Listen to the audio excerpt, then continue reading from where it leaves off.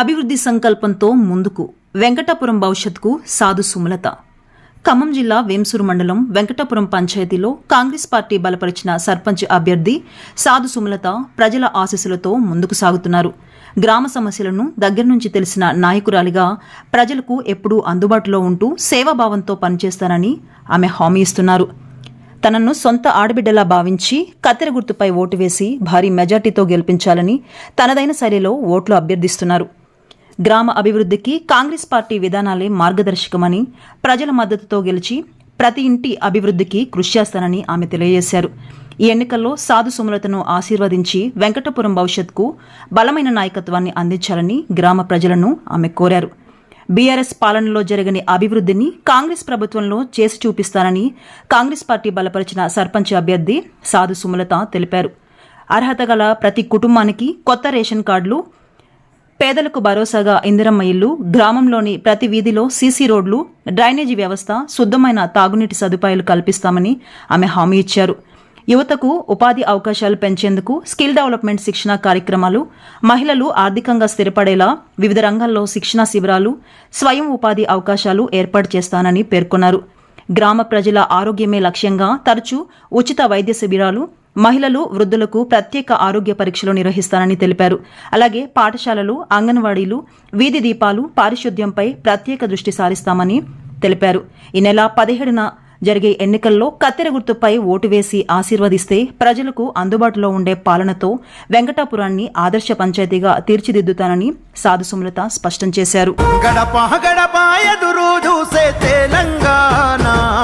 ఈ గడిల పాలన బద్దలు పడదాం ఈ అడుగుల్లోనా, అమరుల బలిదానంతో వచ్చిన ఈ తెలంగాణ ఆశయ సాధనకై కదిలే మారే వంతన్నా, బాకీ ఉన్నదిలే కాంగ్రెస్ జెండకు ఈ నేల.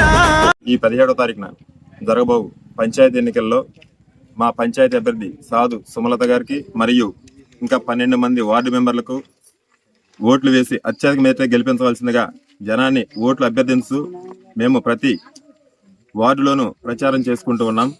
అయితే మాకు గత బీఆర్ఎస్ ప్రభుత్వంలో ఉన్న పంచాయతీ సర్పంచ్ గారి దగ్గర నుంచి గ్రామానికి ఎటువంటి అభివృద్ధి జరిగింది అనేది ఊరందరికీ తెలుసు. రూపాయి చేస్తే 100 రూపాయల ఫ్రాడ్ అన్నట్టుగా జరిగింది.